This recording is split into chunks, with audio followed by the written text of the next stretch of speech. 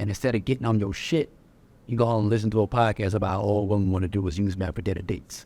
And that validates your feeling instead of really just addressing it to the fact that your conscious told the bro, stop trying to enjoy the fruits of the labor being produced. Get it together, black man. Welcome back to the podcast. I started this podcast as a way to help black men in all aspects of our lives. Studies show on average we lose 2.8 years of our life when we're under heavy stress. And I think we can gain those 2.8 years back if we express ourselves healthily. Stick with me as I interview therapists, doctors, advocates, activists, and friends about how we can be better as black men and as a black community. If you're not subscribed to us on YouTube and following us on Instagram and TikTok, you'll definitely want to do that. Without further ado, let's get into the episode. I feel like I kind of taking that earlier, Pamela's like, you were breaking down the business side of it. Yeah. I ended up selling your shit to work. That was fire. I feel like, go be first. Like, Yeah, we talk about the side of the thing that was fire. we could talk about that. So yeah, what I was saying to you, bro, is basically right now in the black mental health field, we have a problem with how we market to black men, and like people don't know how to market to black men. One, and people don't also. Well, one is people don't market to black women, and then two, people don't know how to market to black men because they don't market to black. So hold on, let's unpack both of those. Okay. Why do you feel like they don't want to market to black? The reason why people don't market to black men is because black men don't buy.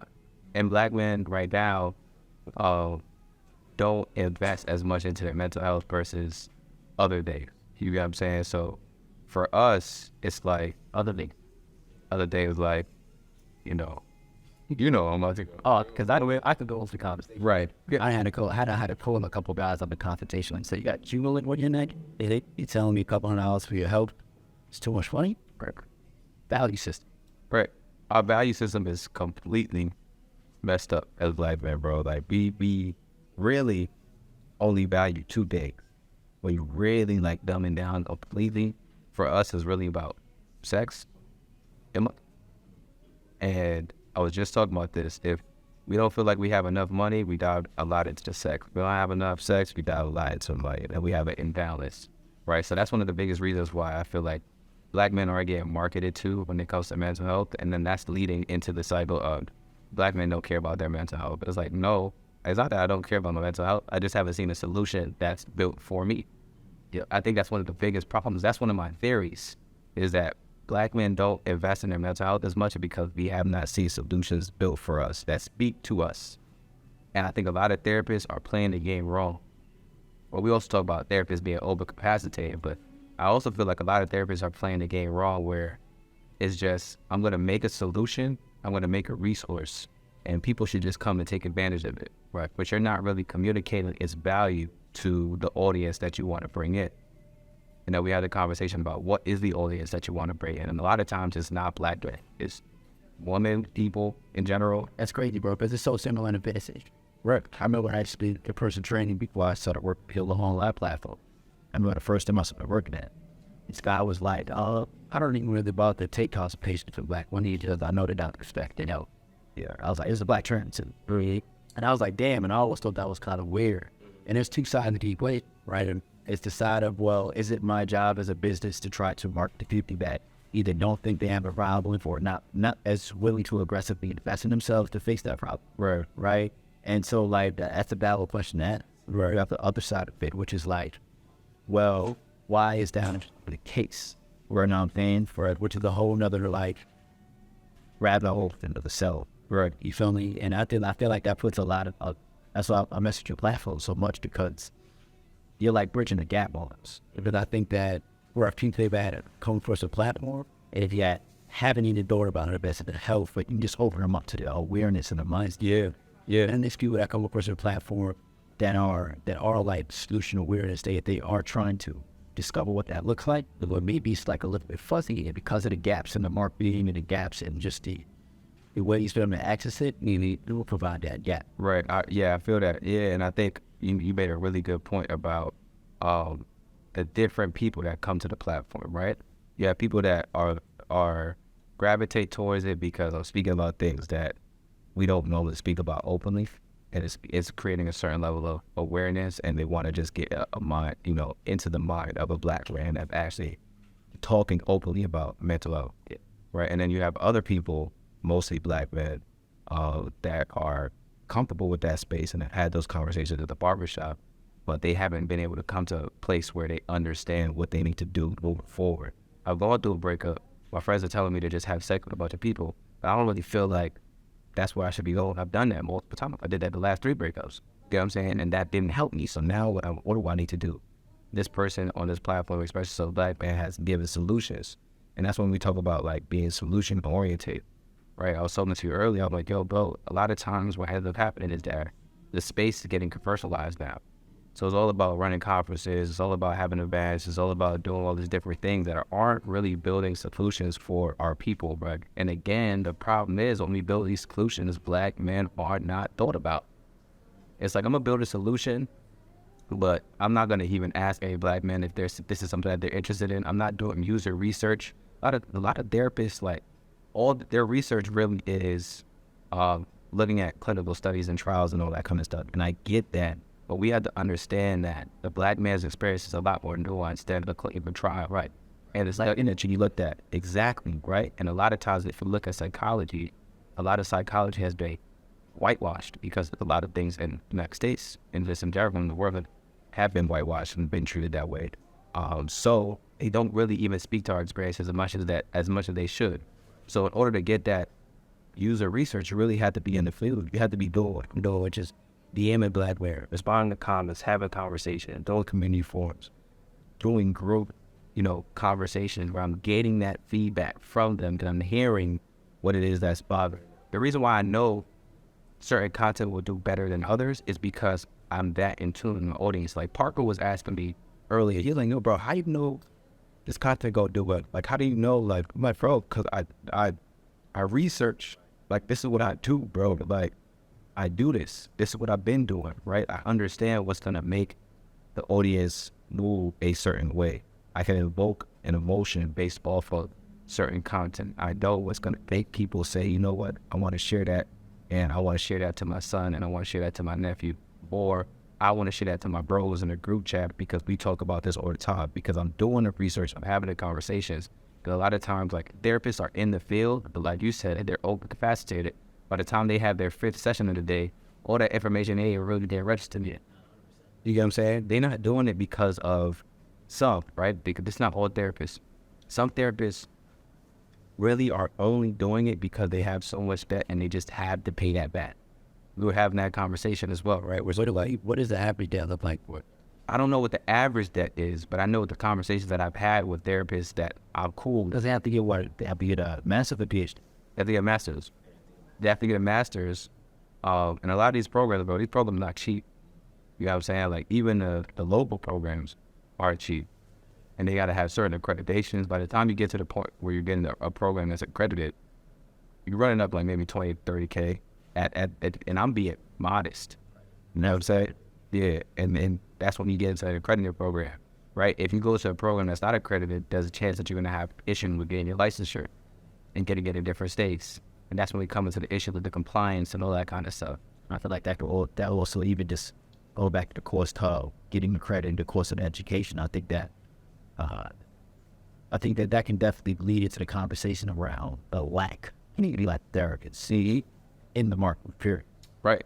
That bleeds into that conversation as well. But another one of my theories is the reason why there's a lack of black therapists is because there is I don't want to keep on using marketing, but it's a lack of marketing around mental health and psychology, and that being a field of which you can actually build a sustainable lifestyle for it.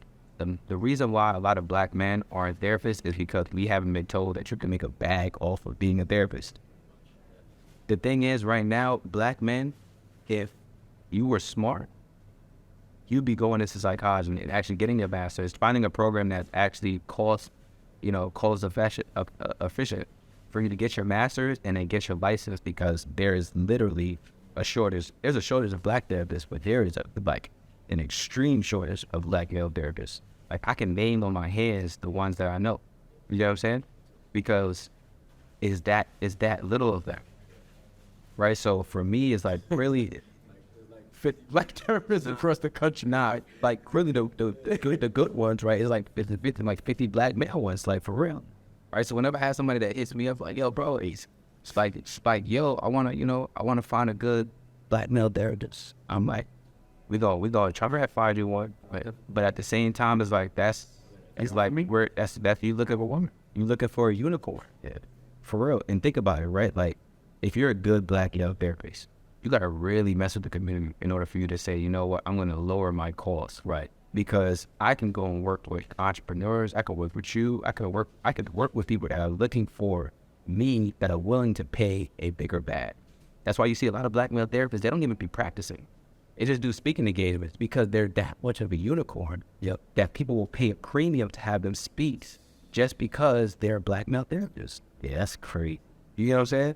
Like, that is a bag right there, but we don't look at it as a bag because a lot of us, we're so focused on like the short-term mentality. It's instant gratification. I don't want to sit in school for 4 years, get my psychology degree, then do 2 more years, get my master's in order for me to sustain my actual income and build wealth over time.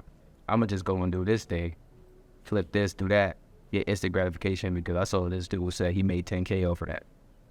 Now I'm investing money in things that's not actually going to give me a return on investment, but I think it is. And the only reason why I'm doing that is because I feel like I can't invest in myself and focus on that delayed gratification, bro. That's one thing I got real good at. I realized early on in life, I was like, bro, nothing comes easy for me. And that's not a bad thing. It just takes a little bit longer, but once I get it, I get it. You know what I'm saying? Like, I did the business, the Kizzle brand, 2017. Did it for 3 years. I didn't leave a penny over it. I actually lost money off of Kizzle brand. Like, I was pumping money into it and just, it wasn't even building, it wasn't doing anything for me. It wasn't building any profit. But what ended up happening was it paved the way for Express Yourself back with. You know what I'm saying? Like, all of those skills that I learned paved the way for me to do the stuff that I do right now. But if you tell somebody my age or younger, yo, bro, spend 3 years and learn the skills and then take that and apply that to something else that can then build over time, that you can then build over time with the skills that you learned in those 3 years. A lot of people don't be like, nah, why would I do that? I'm gonna just go and do this, learn it in a week, and hopefully it makes me a bag. I'm like, bro, that's never how things have worked for me. It's always been delayed gratification, but with delayed gratification comes a greater reward over. I feel like a lot of people don't know how to play the law. You know, I remember when I used to, especially nowadays, it was now like, we social media platforms literally wired your brain for instant gratification. Yeah, everybody's brain. There's what, like, we were talking about some short form, like building a business of short form content, because that's what business owners need now to grow. Right? But why is it? Because people's attention spans have like just been so like diluted. Instead of just like, and on top of that, now you got the comparison, and then you got the everybody makes things into social media, apparently. Right? Apparently everybody's successful, makes 6 figures travel. Down. I don't know what has it in the next show. I don't know what happened in the lab. Apparently there's no more regular people that are still trying to figure out with the topic. Right. And so now you got this paradigm where everybody feels like they can be successful, so they're going to chase a thing that they feel as though they can make with it. I remember back when I was around my startup, I had a conversation with a mentor from this accelerator program. And she was like, yeah, Elijah, I know that you go on like these pitches and you pitch like this 5-year J curve. But she's like, here's a reality. Like, some people don't make this happen for 10, 15 years. And you need to ask yourself, based on the business model that you're doing and based on how fulfilled you feel doing this, like, is that a time that you go over with?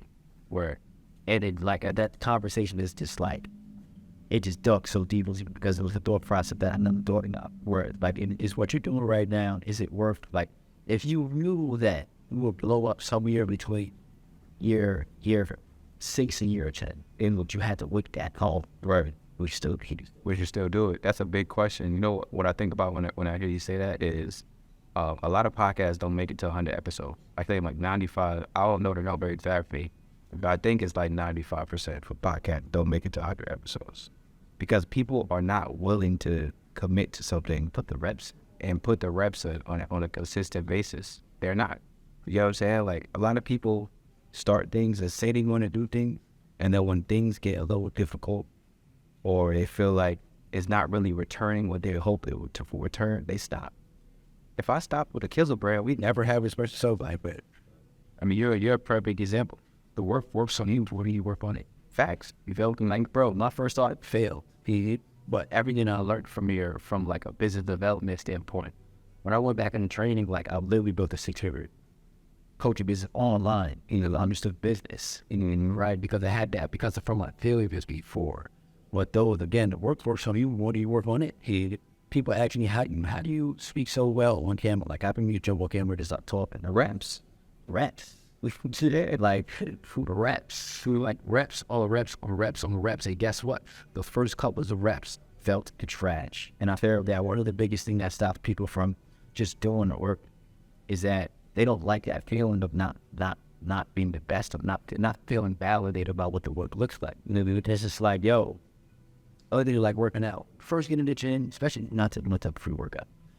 The first couple of reps, you would like, you're ready to quit. And your body's gonna warm up at a certain threshold with 90% of the game. Yeah. And that's pretty much that's it with any skill set. Yeah. Right. But we can't just go through that first little dip to start to work more. Now you start to see yourself getting better, you see the progression. Now you start getting more detail oriented with your craft. So many people just drift away from just that pit of like feeling like you suck. Or if you want to start a podcast, you gotta realize episode 10 it's gonna sound garbage to pick episode 100. For episode 100, it's gonna sound crazy compared to episode 500. So like, what you gonna understand that content is just like, yo, just do a word. Right. The thing is too, right? What you're talking about is people don't like to fail first, right? We reject failure, and we've been taught to reject failure. But the truth is, nothing substantial happens without failure at the forefront, right? We have to lean into that. And what I see a lot of times too is like the analysis paralysis thing. Whereas like I need to have be a paralysis by analysis, which is whereas like I need to have everything perfectly set up, timing right. What are we recording on right now? We're on the phone, right? You know what I'm saying? Like we're on an iPhone. A man's got his camera, but that's just basically extra at this point. We got the iPhone mics that you got. You said it's $40. Got the roll right here for the camera. That wasn't expensive either. We're not trying to make it perfect. You know what I'm saying? And we're seasoned at this. We're seasoned. But there's a lot of people that come in and they're like, nah, I need to have the $1,000 camera. I need to have the setup. I need to get the studio. If I'm going to do the podcast, it got to be this way, that way. Bro, I started off Zoom. I'm still trapped in the podcast over Zoom right now. And it was I just did my first in-person podcast yesterday. That's crazy. You get what I'm saying? So for me, it's like, bro, anytime I hear that, I'm like, bro, that's an excuse. I'm using Sword also. You at, how many followers right now? 65? I mean, it's at 65K. And you just did his first in-person podcast. Yeah. And I was at 65 episodes before I did my first in-person. But all of those episodes and like doing YouTube in between all of that helped me to realize what I needed once I got into in-person. For me, it's always, because I come from tech, you know what I'm saying? So for me, I know how to build products and solutions. A lot of people don't know how to build products and solutions. And that's what you're seeing in the Black Best Health space. That's why I've been so successful in a short period of time, because I build it like it's a product. It's not just, okay, I'm giving you information and you just need to take it. Like, no, I'm building it as a product. I'm listening to you, I'm doing user research, I'm doing story design, and then I'm building a product. And what I do, if anybody is in tech, people that know tech, is that you have to start and iterate. And you do iterations quickly. You do 2-week sprints. It's 2 weeks, analytics, understand what's doing well, then you hone in on that and you iterate, you make the content better after that.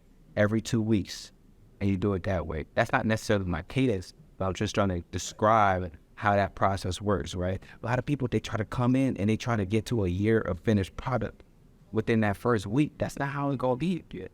Whenever we ship products in tech, we always ship with bugs. Always. What we do is we stack rank how severe the bug is. So if we know it's gonna be detrimental to somebody's user experience, we're like, okay, we need to solve this. We still may even ship with that in there, and we may just put a little bit of documentation that says this is something that's an issue. This is in a Fortune 500 company that we do this in. Yet you have someone that's living at home in their mom's basement that says, I can't start a podcast because I don't have this equipment or that equipment. Like, bro, start. I can't start my business because I don't have this or that. Start it, iterate. That's all you need to do. And here's a little bit of game with it. Like to even frame that in the context that I let people understand just the advantage of it. When you just put it out there, get that feedback from your audience, from your customers, from your clients, whoever, and then you need to move in a direction based on what they tell me they actually want. Correct. A lot of times you want to build this beautiful thing, and it's like, this is not your baby. This is to serve other people. Right. That's their baby. That's their baby, right? So like, build up the minimal viable version of it that people that you feel is going to give that value. Let people come back and let you know what features that they want. They was like kids, they didn't really pay attention to it, right? You know what I'm saying? Yeah. And it's just like, you know, I remember when I started first all my coaching, I only had like 20 workout videos, like pre-recorded, right? And I was coaching my clients online through a platform, and like they didn't really give me shit about the pre-work, like, because I could do use almost like stock pre-workout workout videos that the software I was using would give. They didn't really give a damn as long as they got an example. Yeah, right, because the value in it was more of the schedulization, being able to check in the workout and that quick dopamine hit, being able to see their stats and progressive. There was so many other different value points outside of like, they didn't really care if it was me or the white guy inside of the app that stock. Right. That was showing them how to do a barbell squat. Right. Right. And so it was just like, I'm over here thinking, man, I got to go film an on-it workout video. I got to film every single variation of a shoulder raise. And we're like, nah, that didn't really matter. Right. Because I just put it out there and I let clients get the feedback and was like, nah, that's not really something that you need to focus on. I didn't even waste my energy there. You know what I'm saying? Mm-hmm. And so that's some of the pros of just build something, put it out there, let people give you feedback on the things that they want. Right. And then you can grow and you can iterate from it. Well, we call that as making a data-informed decision. That A lot of times people are making decisions with data that they don't even have. It's assumptions that they've made based on the audience that they think that they will attract. So the content and the brand that they put out. You don't know for sure. So you have to put it out first so that your audience, whoever is in your community, can give you that feedback so that then you can iterate from there, bro. Because what you're talking about really is the process of building a product, the process of building a company, the process of building a solution.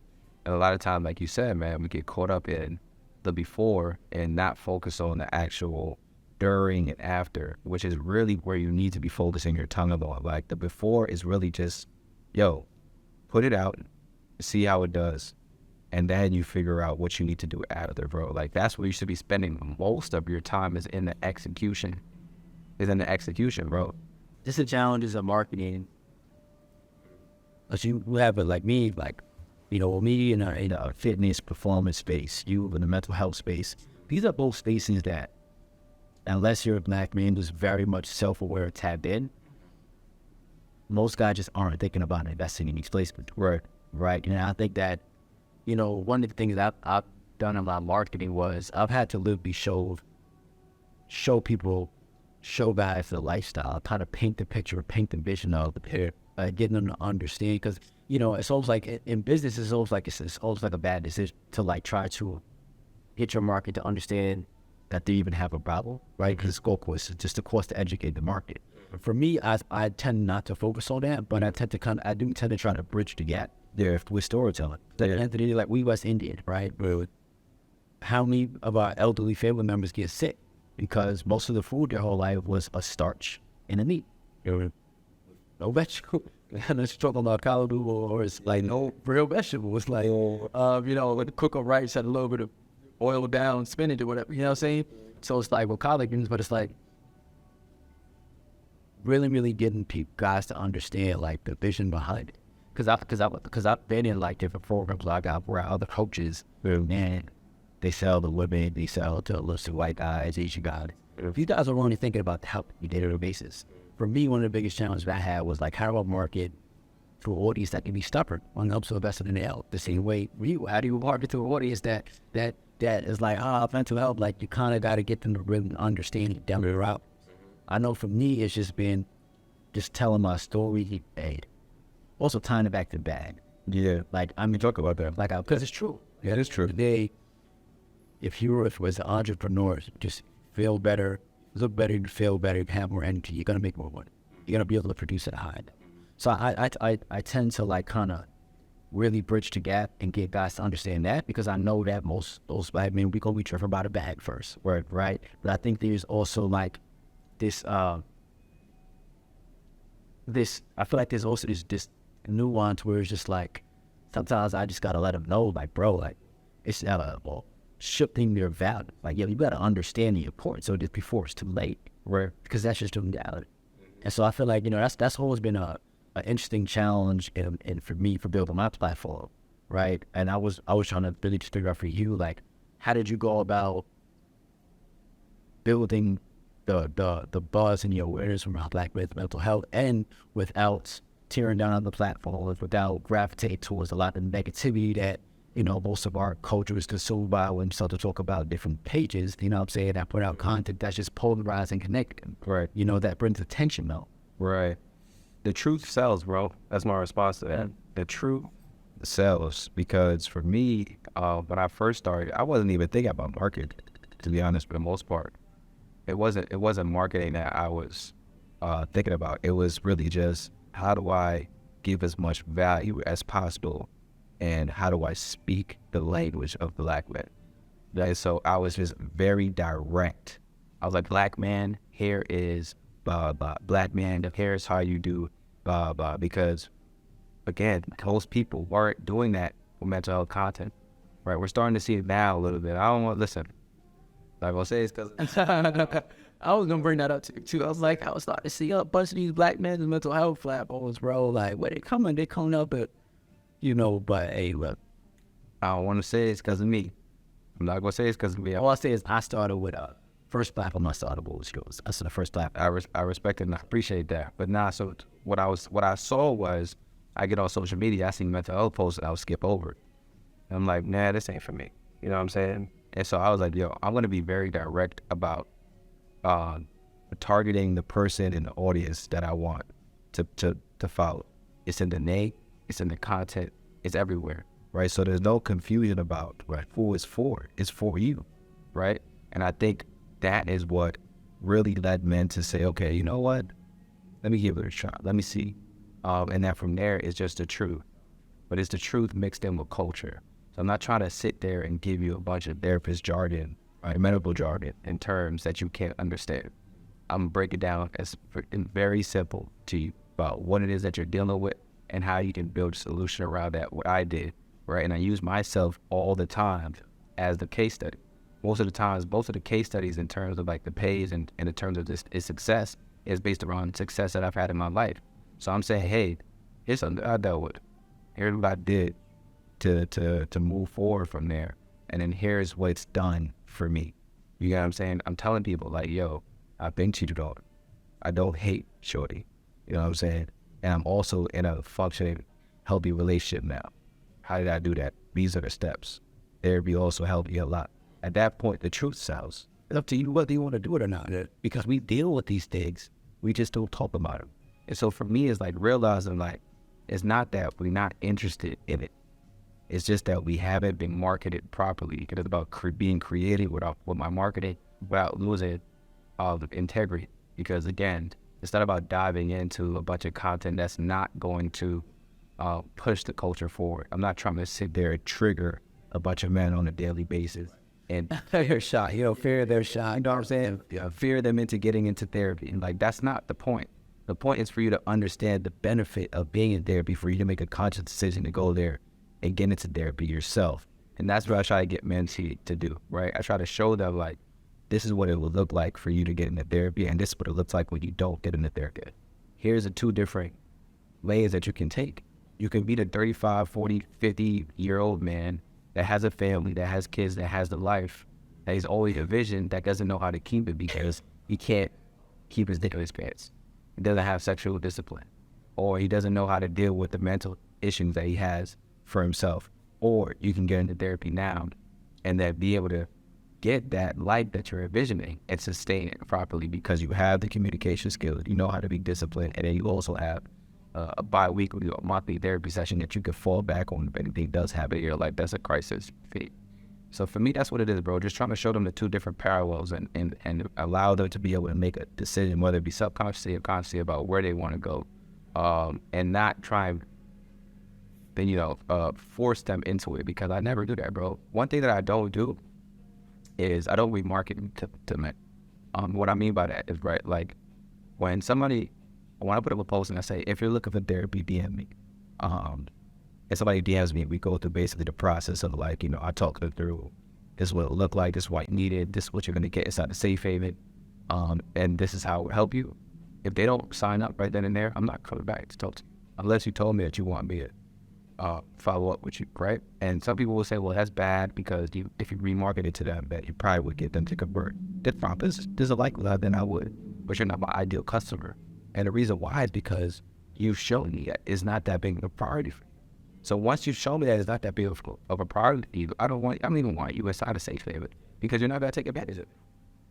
You're going to be a customer that comes in for 2-3 months at least, right? That doesn't join the community forum, that doesn't see any actual real transformation because they're not actually ready. They're not at the action step, you know. Because when I first started therapy, nobody could stop me. You're not going to stop me from finding a therapist. You're not going to stop me from going to my session because I'm ready. You know what I'm saying? I think a lot of people think that they're ready, but they're not really at that step. And so they get the resource and then they're like, Yeah. That's why I give a lot of free content. right, exactly. Literally why, like I have a course where I teach you I teach you nutrition system. I teach you training, I teach you all of the game for free. Just because I know 90% of guys that can go do it And not do it. then I'm going to go through free tutorial. Right. Because it's something like fitness, like most, like you just, and that's the thing that I struggle. Because I would like to think that I'm a foresight. You know, to think, I don't wait till I'm in pain to move with urges from the problem. Right, and you know, from lean, like, and that's just how I am as a man. I'm a very nonsensical, like, let's put things in motion. Let's think 5-10 years ahead. Right? So that's not just my nature, but that's what my mental health, that's my relationships, and spiritual health. And so, like, you know, I give out a lot of free content to really gauge, like, do you really want to make this change, bro? Right. Do you really want to make this change to your life? Right. Because if it's not something that is an urgent desire for you, you're gonna 100% bullshit. Right. Right. I use all my free content as literally as a filter to be like, yo, I gave you a course for free and you watched too late. Right. You complain about you don't know how to eat, we don't, and you made a nutrition plan. I literally there's a plug to play nutrition plan, right? And there's a training plan, right? Live that everything you could to start, but yet you have a start daily in these cubes because you're the one. Yeah. And so if I got you to the point where you realize, like, damn, I'm really just not as serious about this scene, and the other guy, he's got the phone was like, y'all ready to jump in, I've still done my job. Right. Here's the thing, right? A lot of men a lot of men are reactive. They're not proactive, bro. They're not proactive. And they think that they're being proactive, but they're not actually being proactive. Being a proactive man means what exactly you just said. I'm seeing the problem before the problem presents itself, and I'm finding the solution before I actually need it. A lot of men are, I have a problem, now let me figure out how to solve it. I'm in a mental health crisis, let me figure out what I need to do. That involves the least amount of resistance. You get what I'm saying? Like, that least amount of resistance means a lot, because a lot of times I have a problem, but I'm not even willing to invest in the solution that I know will help me. I don't want to get in therapy right now, even though I know I have a problem, even though I know I can afford it, even though I know it's accessible to me. I don't want to do that, right? And for me, it's not about trying to win that person over. It's about finding the people that are actually ready to get into therapy and offering them the solutions, that are ready to start their healing journey and offering them the solutions. And then creating awareness for the person that's actually in a place where he's reactive, for him to understand that he needs to be a little bit more proactive about his health. You get what I'm saying? It's never about convincing anybody. Because for me, I don't need to convince you. I know that this works. I've done it. And I'm the average black man, right? Like, I think a lot of us think that we're so unique in our experience that nobody goes through it. And it's because we don't talk enough, that we think that we're so unique in our experiences. But I've talked to enough black men to know that I'm not unique in my experience. And so I know that when I give out these solutions, that it's going to help a bunch of black men, because I know a bunch of black men are going through the same thing that I go through, have had the same upbringing as me. So I'm never going to have to sit here and convince you, because I am you. You know what I'm saying? Like, I don't have to convince you because I've been in your shoes and I know that this works. That's why I talk about the truth sells. I don't need to do anything but tell the truth. and show my truth in order for me to have someone that says, you know what, bro, you helped me a lot and I want to invest in this thing. I want to invest in the help. I'm going to sign up on this day or whatever the case may be. So that's how I do it, bro. For me, it's like, yo, I'm just going to keep telling the truth. I'm going to keep showing myself as a case study. And the people that are ready are going to take action. The people that aren't are going to be more aware and have solutions in which that they can implement. But I do it in a way that's not boring. You know what I'm saying? I'm not giving you a bunch of studies to read. I'm not giving you a bunch of content that's like 3 hours long. Like I do long form content and then I batch short form content from that long form content. You know what I'm saying? Like I do carousels, but then I also have small affirmations that you can get throughout the week, right? Because it's always about mixing and giving people a bunch of different ways in which they can learn, because we learn in so many different ways. That's why the podcast is important. That's why written content is important. That's why the audio is important, because everybody learns in different ways. And so I'm trying to meet you in all the different ways in which you learn by providing a platform that has all of those different solutions. Podcast, the YouTube, Safe Haven, the written content, the articles, all of that different stuff is medium that people can use to then heal. And on top of that, we have the in-person or the in-real, like the actual tangible solution that you can take advantage of as well, which is like include therapy, the low-cost therapy, the medical concierge service. So it's really about creating a holistic, like we talk about, solution that leverages social media as a platform that people can use for free. But if you really want to get into your healing bag, your healing journey, you can then take it to the next step by actually getting a safe haven and leveraging the resources that we have inside of there. Bro, so, you know, man, like the truth sells, bro. It's really about that for me. And it's about sticking with that and understanding that that will lead me to building a platform, but also to the person that needs it. You know what I'm saying? Like, I think a lot of times people don't build platforms as products. They just build platforms to be able to generate a certain number of followers, right? They don't really know what they want to do. They just know the more followers, the better chance I have at monetizing. I don't even really know how I let it monetize. I just want to have as much engagement as possible. But for me, it's never been that. It's been, I want to get to a certain number of followers, and then I want to figure out how to monetize, but I want to monetize with integrity. And I don't want to build a platform off of me spewing negativity, because that's not who I am. But I think a lot of people don't really have that thought process. It's just, I'm doing it for the break. I'm doing it to get likes. I'm doing it to get a bunch of shares. And I don't really care what this does to the community as long as they comment on this post. And that's just never been me, bro. That's never been me as a type of person, bro. I've just never been that. But yeah, bro. Integrity is everything, man. Like, literally,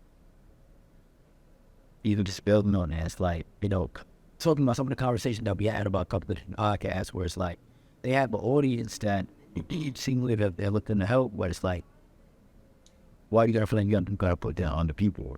yeah. Right? Yep. And negative energy is there, but again, hey, yeah. You know what I'm saying? So it's just like, you know, when I see through a lot of content. You know what I'm saying? Because I'm a person that just observes, or then I take everything with a grain of salt.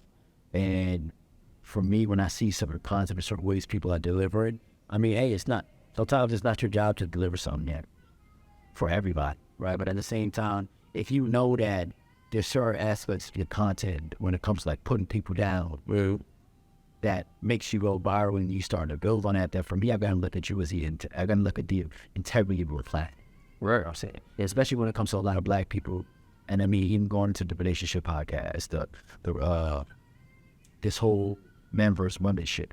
Like, the other was like, okay, let's think critically about this. Who benefits most when we're at war with each other? Not us. Right. Like, not us. Right? So it's like, I don't care if you can create content for women, other people can create content for men. At the end of the day, if you're warring people up against each other and putting people down, like, yo, people are very unique human beings. There is no binary way to look at relationships and all this shit. Half these people in this podcast are not merited to even talk on these subjects. So when you go out here and say that men are supposed to be this way, women are supposed to be this way, and anybody else doesn't think this way, bugging, it's like, yo, you live in 2022. We live in 2022. We have dishwashers. Right? So your wife does not need to be a professional dishwasher for Klachi. Like, you know, and I can get where some guys are going, but it's like, you saying that a woman who has a career is is fucking is not. That's not what guys with money are looking for. Wrong. I'm looking for somebody to build wealth with. You feel me? Like there's different nuances that guys are winning work careers. Then they tend to potentially be more like masculine. Yeah, because they work in masculine environments. But who says that those type of women aren't working on families, or is there's not different subcategories of women that maybe some do, maybe some don't? Bro, turn into this binary thing, and now it's like this black and white. You're this, you're that, you're that. You're like, come on. And I'm just like, bro, here's the reality. All you podcasters out there, masculine men do not care to be labeled as masculine because it's just who you are. Right? And I was watching because I listen to half this podcast, and I'm like, yo, you're just projecting the fact that growing up, you're dating girls. Like, I can see right through. Because growing up, I've been getting girls way before since I was Coach Tice. Since I was fit guy, I've been getting girls since I was a skinny slender. So I've been getting girls way before I've been successful. So it's like, wait, so you tell a guy that they shouldn't eat? I'm like, well, I'm sure he's been eating up since I was a little crusty. So for me though, it's just like, but how is that so? I'm clearly not just an anomaly. It's we are all pioneering, we are all nuanced human beings. Bro, when we just create these false metrics, right? It's like you taking advantage of people's hate. Bro, it's only a lot of men that have these kind of platforms are projecting their own insecurity. Wow, projecting for I mean, I'm just an incredible thinker. So as soon as a guy gets up and speaks, I already know. Like, you know, I'll think, like, okay, cool. The homie right here, it didn't do so well for Nates. Homie right here, big homie right here, he clearly went through a divorce and he was damaged by it. Right? Which is why, oh, well, you know, like, so it's just like, for me, it's like, and that's another reason why I don't like consuming content too much. Because as a creator, I like to be alone with my thoughts. Right. I don't like to be influenced by thoughts that's attached to other men's egos, especially if I don't feel that these men have the same value system as right, or if they've even healed, or about healed, like, you feel me? Like, and so it's just like, when you getting on those podcasts and it's men's development, but it's really, let's just bash women all day and make you feel good about yourself, men's growth. You know what I'm saying? It's just like, for me, I can see right through it. And sometimes they say valid things. I mean, every so often, right? Like, everybody has the rights to their laws. Even so, that's still my opinion. But what I think that, when I look at our culture, I look at, like, there's a difference between, when I look at, like, when 19 Keys is talking about men and women coming together, he's not putting anybody down. Versus, like, when I might see another platform talking about women are this and women are that, and black women need to learn not. So I always say there's a difference between right and righteous. Even somebody like that who vibrates at a certain conscious paradigm, he realizes that, yeah, there is a conversation that needs to be had about certain things, but there's a way that you can go about it to get both sides to think critically and come together. Right. Yo, you're speaking a lot of facts. So why do you think that have so many women that come on a platform? The platform is called Express Yourself Black Man. Why do I have women come on a platform religiously? Because I want to show that we can have these conversations without us freaking arguing, yelling, insulting each other. I can disagree with you or give you a platform to express yourself without me having to insult you. You know what I'm saying? Like, we can critically think. But a lot of people don't know how to have these conversations because you're sitting on Twitter all day and you're arguing with people through threads that you've never even met, and you don't actually know how to communicate because you don't have conflict resolution skills. You don't know what type of you don't know how to go through having a disagreement with somebody or agreeing to disagree. And you think that being a man is bashing everything. You think that being a man is beating everything with a hammer. You don't know how to move throughout the world with finesse. And this is what men that have a wounded masculine do. You know what I'm saying? Like, I have to assert with dominance over this thing. I don't know how to just let it be and just let it, just let it not affect you, right? I can't just sit and have a conversation with you and be in disagreement with you without bashing you or insulting you or saying that you're stupid but illogical, right? But to be honest, if you're having a conversation with somebody, if you're getting to the point where you feel like you need to insult them just because they disagree with you, you're the illogical one, because at that point, that's not even a healthy conversation. Why are you even in that conversation to get more than it at that point? So for me, I'm like, I'm always trying to show men, like, bro, this is how we can have conversations with the woman, right? And this is how we can push the culture forward, even if we don't necessarily agree on things. I can sit here and hear you out and understand where you're coming from so that we can be able to either get to a solution together or agree to disagree.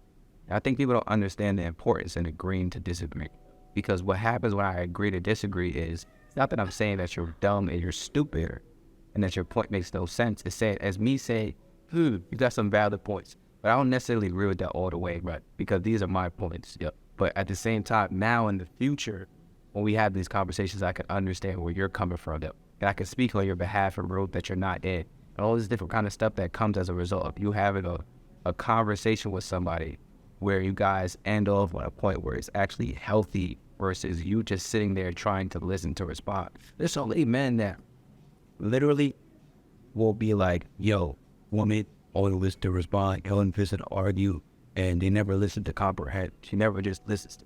So you don't listen to her. No, you don't listen to her. So how you gonna sit here and expect her to do the same for you when you're not doing that in your relationship? You're not leading with that. You want to be the leader in your relationship, in your household, but you're not leading by example. You want people to display behavior that you don't even display yourself. It's interesting. Because when my critical thesis around a lot of these different things is because I'm extremely like super consciously pro-black, like you, and I think that one of the challenges I have with somebody that's super pro-black, because I already love myself for who I am and my people, is that we simply just don't take accountability on a lot of shit that destroys us from in our culture. Right? And so when I listen to all these different podcasts, like everybody always trying to attack black women. Me first, this is a question to ask. I look at every culture as like, what are the women operating the culture as a result of the men, because the men in the lead. Yeah, it's a patriarchy. Every culture is built off of patriarchy at this point. So it's like, I don't see a lot of red pill like podcasts with India Bentley. I don't. I mean, I think there's a couple. There's a couple individuals, yeah, but it's not a common thing in that community. Right. But also you have to look at like the relationships dynamics in this community. Every community's got their challenges, but I mean, they not hearing they doing it, but they doing the laundry out there praising for other cultures to come in and just kind of watch for entertainment. Right. So I'm like, okay, cool. Like we can sit here and talk about black women this, black women that, black women this, black women that. Me as a masculine, me as a man, you know, what you are, I feel like we are truly masculine. A woman is going, you're going to create this space for her. Is even open up to listen. Mm-hmm. If you guys they disagree, I mean, they don't really depend because that also goes back to, okay, well, if you're a certain type of man, why you deal with a certain type of woman? You feel me? You're dealing with a woman that's attached to your wound. Oh, okay, but we can go into that conversation without even going into that conversation, right? You guys talk like, for me, the women that I deal with women, they submit because there's a safe space for us. And they feel women will submit in rest of they build for cheering space when they feel like all that doubt you, or you feel like you're not doubting yourself. So when we look at this whole paradigm, that a lot of people, if you don't understand relationships between black men and black women, how damaged through generation they really are, you shouldn't be talking about it. Right. Like we start talking about relationships in black men and women, we gotta go up the ladder. Even like this shit, a lot of this shit started since like, yeah, like the paradigms. Yeah. And so we don't want to address that because at the end of the day, on one thing you say you want to break generational curses on the podcast, and that next one you saying women ain't shit. It's like, wait, hold on. Like there's a bridge there that you're not addressing. Because so we'll pick you know as part of the thinker, this ideology. And one of the things I also don't like is like he is done using one type of God to represent both back and forth. Like, yeah, to represent. Like, cause I'll be listening to these podcasts. Like, damn. So maybe I'm an alien. You're not, because I don't deal with these type of women that you thought top. Bro, they use one archetype. And they make that the entire demographic. It's just a huge generalization that does not apply to all people. I'm like, they come alien. It's a huge generalization that doesn't apply to all people, bro. And that's why I don't like generalizations. Like, they're good for certain things, for helping to understand groups of people, but when you use one experience to then say that this is how everybody interacts in that demographic, that you are extremely like you're forcing yourself to like focus in on a certain individual that's not actually real. Like you're making everybody that first. You're not giving yourself a chance to learn the people. And that most people with listening are just trying to create confirmation bias in it anyway. Yo, at the end of the day, like what you believe is what your mind pays attention to. So if you listen to a bunch of podcasts and tell you women think this, women need this, women this, and now without courting and dating women, you're gonna pay attention to the specific ones that exhibit specific traits. Right. Because at the end of the day, your mind is you're constantly gonna do your mind default to try to materialize what it thinks is true based on your beliefs. Yep. So at the end of the day, it's like, all right, as a man, even if you take away our all personal opinions of others, as a man, you gotta ask yourself, based on the content that I'm consuming, what beliefs am I creating about this? Right. I don't walk around with the belief that black women are feminine because I only date black women, and they're full feminine. You start to condition yourself to think that this You is start to condition it. So if I was believing that I'd probably spend my time in places where certain women are going to be. Like if I really believe that all black women are feminine, that would probably like, you know what? I'm gonna go to the club and say, I'm not hiding. Because obviously when we go to the club, there's a certain type of people who spend most of the time at the club, as opposed to type of chick that spends time in nature, right? Where it's a whole different, like that's just straight dating. Like, yo, if y'all want to be more feminine women, go to places and go do things where feminine, positive, minded women are. But y'all over here thinking that you're going to meet these wives in clubs and in environments that we decided to be in, right? And it's just getting the confirmation or all the shit that you're listening to. And now in this perpetual cycle, that's not going to lead to anything good if you want to start thinking about the future. But again, I came with that neutral, non-bounded perspective of it. Where like I didn't validate his perspective all the way. I was like, sorry, so you're saying the dialogue, but I'm like, at the end of the day, as a black man, consistently talking about challenges, when those are just projections of the challenges of gather ourselves. right. You report it? You know what I'm saying? Yeah, on this. All right, I turned this one back on, but I was waiting until No, let's talk about Yeah, so we got it. No, we right here. We right here with it. Okay, so Let's talk about that. Let's talk about that, bro. So an hour 20. I think it's, you said what? still got an hour and 20 worth. All right, cool. I think it's important for us to have that conversation. I tell my girl all the time, I said, you ain't working this job for more than 5 years. I tell her that all the time because that's my plan. It's like, I'm on board with it. yeah, she is. Okay, She is. Nah, yeah, that's not too personal. She is. I never tell her what she's gonna do. I tell her what I would like, and then we have a conversation. What's your vision? Right. I tell her what my vision is, then we have a conversation about the vision, and she has a voice inside of the vision. She's an architect as well. You get what I'm saying? I think a lot of times what we do as men is we're like, yo, this is what it needs to be, and we're so rigid, we don't allow room for flexibility. But we had to understand if we're in a heterosexual relationship, right? Women are free flowing. Sometimes they don't want to be, if they don't want to listen to Tyson Dream, they don't want to listen to what Kizzle wants. They want to do what they want to do. So you have to figure out how to create a lane for them as well. Decide whatever it is that you envision. The way that you do that is you bring them in on the vision to help architect. Right. Yeah. So I think there was a movie, The Woman, the other day. Okay. And I didn't get to see it. You like that? I think there was some points, but that was like, yeah. But I think I ain't gonna talk about it. Right. But I think that that movie really did do a good job at just really portraying the level of strength that black women really have. Mm-hmm. And I think that, I mean, this is my opinion. I think that we often sleep on black women. But even if you want to go to the masculine feminine dynamic, right? What is feminine? Feminine is attention to detail. Feminine is flow, but at the same time attention to detail. Feminine is multiplied, right? So kind of bringing it back to context when guys say, oh, I don't want a woman that is, that has a career. I think there's some concept that if you're a lawyer, you work 100 hours a week and you have no desire to ever stop that, I probably don't want to do a life out with you because what you mean. I don't want to be grinding. You grinding is not with like politically we're adults to each other, really. But I think that this level of context, I understand that, like, yo, women, specifically women who know how to think, is it right? Women who are intelligent are going to be extremely powerful in your road to success. They say that most men don't reach their financial pinnacle to the age of 50. And a lot of that has to do with the woman you decide to be with. Is a woman that you're with going to be able to understand well, literally, right? And understand your vision. You feel me? Like, at the end of the day, like, okay, we're in our late 20s.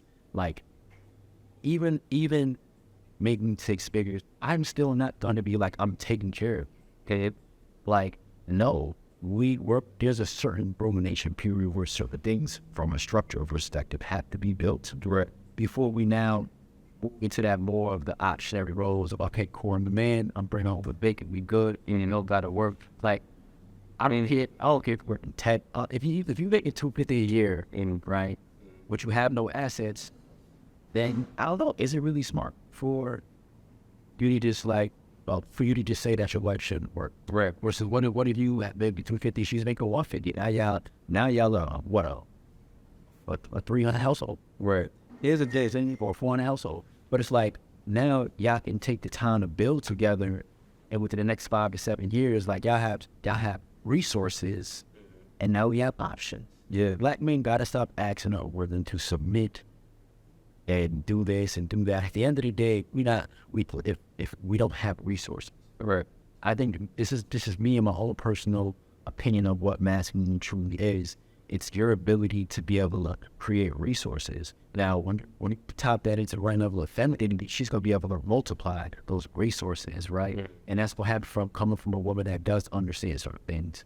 And so it's like, if we just, again, everybody wants to fight with each other. And now if you're a lawyer or, you're a realtor, you're too masculine for me. Like, what are you even talking about, bro? First of all, like, what are you talking about, bro? That means that she's getting to the bag. You can get to the bag. You can create a vision that makes her feel safe enough to say, okay, I'm going to believe in this vision, and here's where things can actually make sense for us. Again, this shit is not binary, where every single person and situation has different nuances. Yeah. It's like when we talk about entrepreneurship, just quit your job. And no, if a guy comes to me, I've been an entrepreneur since I graduated college full time, right? I had a friend come to me the other day, like, yo, I'll get out of grad school, so I'm thinking about just doing it. I'm like, hold on, I know you did. I'm like, whoa, first of all, bro, I got a scholarship when I was in college. I graduated with like under $20,000 student loans. See, you have $60,000 student loans. Different, okay? I said, my parents had me at a very young age, so none of them were getting really old, and I don't have to worry about like taking care of them anytime soon, really, right? As of right now, that's not the same. Your parents are like flocking. Right? There's different nuances that's going to determine how you want to evolve in the situation. Right. Well, but it's like, now everybody listens to podcasts, and all of a sudden everybody's a relationship expert. And it's just like, oh, well, if you're a guy, then you should stay home. You should be working. It's like, bro, it's 2022. And like, let's stop. We trying to put all this lady, like, why? And then why we show up with these labels that we can't give people the opportunity to explore what works for them. Right. Right, because what works for you may not work for me. Right, I personally do like a woman to be a little bit more on the head by the side. Whereas like that may not be the safe enough. Like it's all about. If you say I need my third work, I'm not gonna really disagree with you because you actually if you're all in with your own plan. Right. So it's like, why? How is he? Who is any man come here and say that this is the dynamic that it should look like?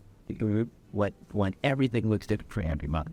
Every man has to be able to build his own plan with his family. This man, that's the only thing that really matters. Right, exactly. And when I talk about retiring Naima in 5 years, it's not retiring her so that she can stay at home, cook and clean.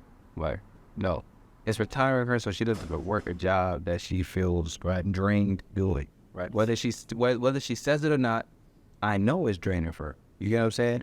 So for me, as part of my plan was including her and her needs in it to help me to figure out, like, okay, you know what? In 5 years, we can do this, and this, so that you can get out of that and you can do this that I know you actually want to do.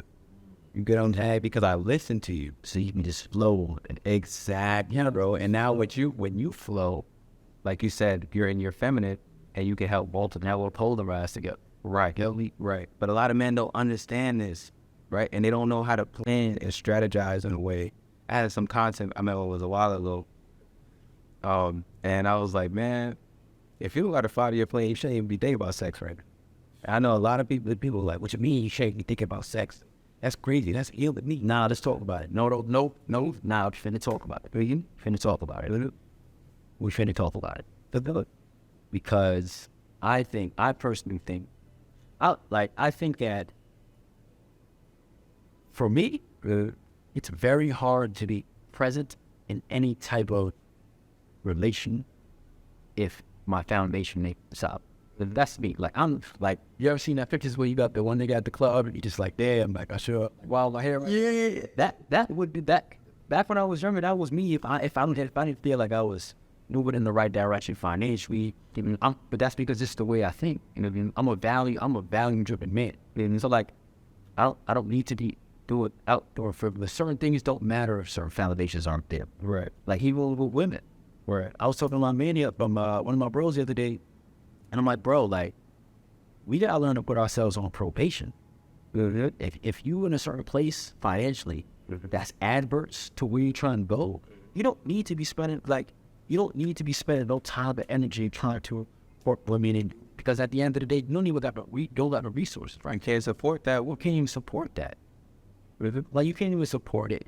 But I think that we live in such a hypersexualized culture, and honestly, like, I'm gonna just keep it a stat. I think sex is a downfall for a lot of black men. Yes. Like, and it's just like, if we don't start to better talk about this level of sexual, like, all back to what I said, how most men meet their financial pinnacle around 50, 55, 60. Most black men don't ever get there. Yeah. They don't. Yeah. Because it's like, you drifting in the way of your vices. Yeah. You know what I'm saying? Like, you don't know how to handle a level of sexual control, to fucked up your household, you know, so which gotta be in order for you to build. Right. Right, you know what I'm saying? And now you put yourself in predicaments where shit gets so bad that you don't even want to build shit. Right. Now, if we want to go to the whole conversation around having multiple baby mothers, child supports break men down. It makes you, look, you got 2, 3 baby mothers and they slave you for child support. It makes you not want to earn money. Like, that's a real conversation. But it's like, damn, bro, you in this position, because you wanted to nut? Yeah. Because you made bad decisions. Because you made bad decisions. Yeah. Every decision comes with a consequence. And so I think that if there's anything that we can control that can 100% have a positive impact on our futures, is the way that we go about sexual relationships. Right. We have full control over that, but I think a lot of what happens in our culture is that we make it seem like we are so animalistic that we don't have discipline when it comes to sex. Yeah. And lack of purpose. Right. Like, cause like for me, I felt like when I started to have a more positive relationship with sex, and not always just a constant need to be like, dog, I gotta run down or something. I gotta have a couple lined up in my, like, I just started to realize that when I found a purpose and I found the level of fulfillment that comes when you're building something as a man, I realized how unimportant that shit really is. Yeah. Honestly, bro, you feel me? It's really unimportant. Like, we were just talking about this, like, yo, what do you got? A lot of people, they talk down on being in relationships, and it's like, yo, you got another person that understands you, that's what's hard to find. Understands your lifestyle, and you be a support of that. If we really, really grind it, that's because nothing else to a whole other level. If we're really, I'm talking about fellas, y'all know when you really, really grind it. You know what the end of the day feels like mentally and physically when you really, really grind it. When you really, really build some shit. At the end of the day, do you want to be hitting a bunch of joints in your phone trying to see who's pulling up? Then you got to come entertain the shorty. Then you want to hit. And then she got to figure, I don't really want to sleep in Nova because you got to both of Uber. You added, like, how? You added more. It's not college. We added more stress to a life that you're trying to build on. You feel me? You don't need to be adding stress to your relationship life, but you're trying to build as a man. That's what should be doing this, dude. If you take if you're foundation, and right, because I don't want to say you paper is straight, right? Until you have the content. Yeah, that's more of everything. Yeah. But if your foundation is not set, if it's not aligned financially, then like, bro, should you really give yourself the privilege? It's not even about giving yourself the privilege. It's just about understanding that you can't support that lifestyle that you're trying to create right now. And the logical decision, this is where we get into conversations about logic versus feelings, and how a lot of men really think that they're operating out of logic, right? But you're really operating out of feelings. Yep. Right. The reason why you don't know how to have sexual discipline because you operate out of your feelings rather than your logic. You get what I'm saying? Yep. Like the reason why you have all of these issues when it comes to relationships is because you operate out of your feelings rather than your logic. Like not in all situations, but in a lot of situations, a lot of times we think we're making conscious decisions. We think we're making logical decisions, right? But underneath that logical decision is emotion. Is your subconscious? Is your inner child? Is your laxism, John? You know what I'm saying? The inner child that needs to feel loved or validated, or all these different things. And it's like, yo. And you're trying to find that in a person. You're trying to find that in a woman. You're trying to find that in a relationship. I feel like it takes a lot of work for guys to arrive at that. It does. Like, I didn't arrive at that point, like, because I've been in the self-help and all that since before COVID. I think that's important to say, because a lot of people, everybody that read The Power Now Eckhart Tolle during 2020, and it turned into like, oh, my mental health. Nah, I've been attached into that shit since I was in college, right? So it took me a very long developmental loop to arrive at that point when I had to realize and create a more sustainable relationship with sex and females. Because I had to realize, like, yo, like, it's just my energy. Where's my energy going? Because I can tell you one thing, dating, whatever it is you want to do with women, you can be so much more present, be so much more confident when you got your shit aligned and in order. Right. Like, when you know that there's something that you're supposed to be doing, and as a man, and you're not doing it, like, that shit affects you. Subconsciously, you start feeling, like, sensitive, and you get insecure about shit. Because it's like, your conscious trying to tell you, nigga, you are here trying to enjoy the fruits of, you are here trying to enjoy the fruits of zero labor. Mm-hmm. What is you doing right now? Right. You ain't playing nothing. So when she asks for a certain drink, you're like, damn, I should order that drink. I'm out crazy. Fuck. I'm not doing bad, okay? You shouldn't, like, but that's real, man. And you gotta feel that way. Why you on a date? Bro, I remember one time, man, we get it. Chicken. Let's get it. No, when I was running my startup, I was fresh out of college, bro. I was fresh out of college. I was running the startup. I was personal training, like, part-time on the side. That's how I made my money. My startup was not paying me. I'm the only one who was going back into it. I was broke, bro. I wasn't broke. Like, everything was covered, but I wasn't making money to the point where, like, I could be dating. And I remember I was dating this joint one time, and I came back down to the city. And she took me to some. You was in New York? I was in Manhattan. Oh, okay. She took me to some Jamaican restaurant in Manhattan City, Lower Manhattan. I think it was the financial district. Oh yeah, bro. When that bill came, it fucked with me for the rest of the night. It fucked with me for the rest of the night. I was like, damn. Why was she taking me up? 180. I don't even got no. I ain't even filling my tank for the week yet. I was just so hurt. Because I just felt, because I knew in the back of my mind, like, bro, you got to feel this way about a date. You shouldn't really, like, number one, it's either you need to develop a level of boundaries to understand that that's not what you want to do. But, like, even that in and itself, I was financially not where I want to be. I wasn't broke-minded. I'm only building the start. But just the fact that, like, bro, you are out of your means right now. Yeah. And the fact that I knew better than that. Yeah. It just ate at me. It was to the point where, like, I was, like, zoned out for the rest. She's like, are you okay? I'm like, we was walking by the pier. I'm like, she's like, where you want to go? I'm like, let's go take a walk. But I'm like, I can't. Let's go to Brooklyn Bridge, take a walk. I can't spend no more. I was like, damn. But it's mad funny, but it was just like there's a lot of guys that you in your 30s and your foundation isn't together and you feel like that. You go out with shorty, and you feel like shit. And instead of getting on your shit, you go home and listen to a podcast about all women want to do is use men for dinner dates. And that validates your feeling instead of really just addressing it to the fact that your conscious told you, bro, stop trying to enjoy the fruits of the labor being produced. Get it together, black man. Man, you fool. Get it together, black men. That's a clip right there. I would tell you that right now, man. If you don't use it, I'll be using it for sure. Listen, real masculine men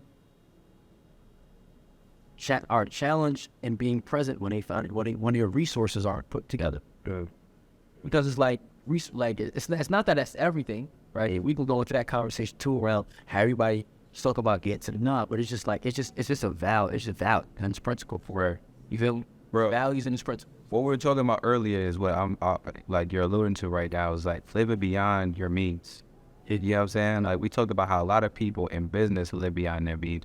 We're realizing it's just a lot of people in general live beyond their means. Like we both training, we both grew up Caribbean. I grew up in an African household as well. And listen, when I got to the point where I was like actually getting money and being able to like spend money on stuff, I had my mom breathing down my back like, boy, if you don't touch it, that will say. Now you know what she called me? She called me the Black Jew. The reason why she called me that is a stereotype. But with your joke, right? The reason why she called me that is because I don't spend money on nothing. I don't buy anything, right? And I had the means to be able to do those things, but I don't because I understand that that's not going to help me to get further in my purpose. I'm not here to try and make anybody feel like I'm getting to it. I don't care about that. I think a lot of times, a lot of men, you get what I'm saying? Like, they really invest in the things that they think are going to make them look like they got it, versus actually investing in the things that are actually going to get them to the place where they actually do have it. You know what I'm saying? Like, I got to the point where I was building Express Yourself Black Man, where that whole year, I said, you know what? I'm not buying no more kicks, bro. I said, I'm done buying kicks. I was buying kicks like every month.